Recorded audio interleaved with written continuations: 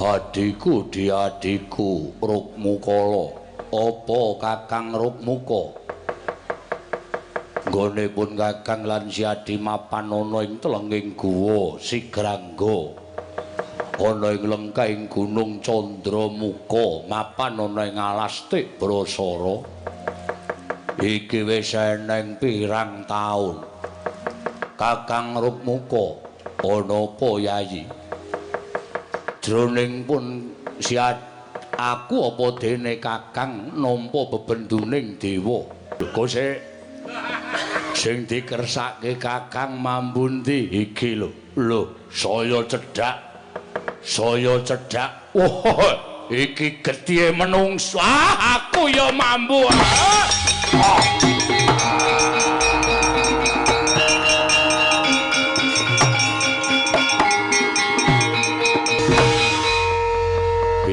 aku wis omong karo Kakang Rukmuka. Lho, ana menungsa sing munggah ana ing Gunung Candramuka. Galea. Wah, kuning nemu giring.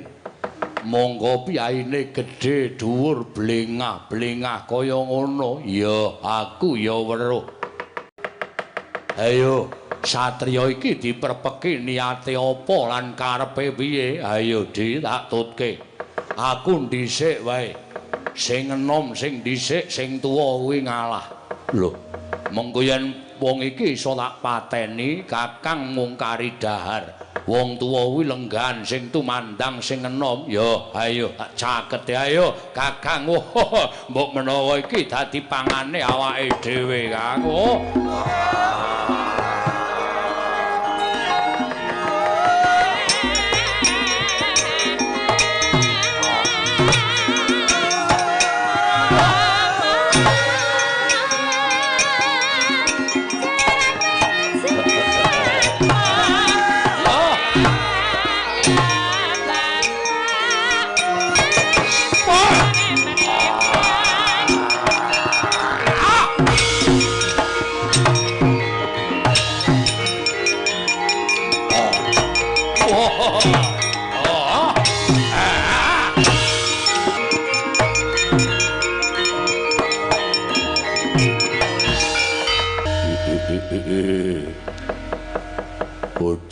Bojleng iblis lanat padha jek-jekan Gus Soroh nyawa.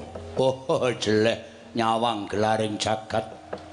Seming rembulan kowe wani ngrusak alas Tik Brasara nglundhungke watu sing gedhe-gedhe. Wis jeleh urip kowe Gus. Sapa kowe Den? Wah, takon karo aku. Aku Bratasena, waladala Bratasena. Yo, sapa buta kembar? Ndak sawang pasuryanmu ora beda. Sing tunggu alas Tik Brasara, aku sing ngreksa Gunung Candramuka papanku ning guwa Sigrangga. Aku Degya Rukmuka, aku adine Degya Rukmukala. Kowe golek apa, Den? Ngemban dawuh timbaning guruku Begawan Durna kinen goleki kang aran Kayugung Susuwing Angin. Kayugung Susuwing Angin, ya papane mapan ana ing alas Tik Brasara. Ana ing Gunung Candramuka. Pernahe ana ing guwa Sigrangga. Woh, keblasuk kowe. Mula ora usah dadak kowe golek Kayugung Susuwing Angin mapano. Aku wis ana 3 sasi iki ora mangan daging. Kowe dadi utusaning sing gawe jagat pancen dilaropake kudu dadi panganing Rukmuka lan Rukmakala. Mula wektu dina iki ora usah dadak golek Kayugung Susuwing Angin mapano kowe dadi panganing Rukmakala. Wah. Yen pancen kowe arep mangan karo Bratasena, panganen. Kowe mangan Bratasena tok nggo wong loro, wareg selawase urip.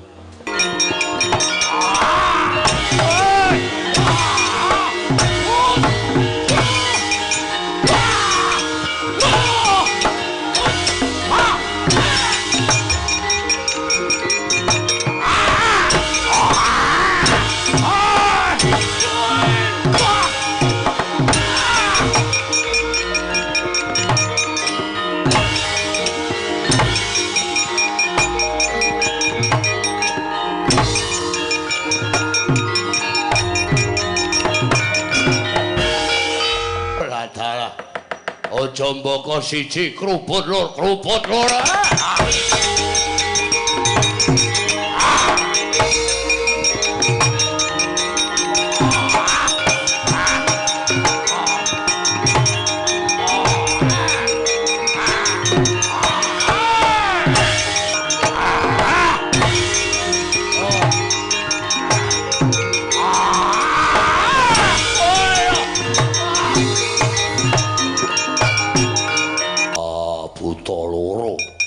Rukmukala ora nduduhke kayugung susing angin untapke nyawamu marang kaiwanganing Bathara Yama sampurna dening wah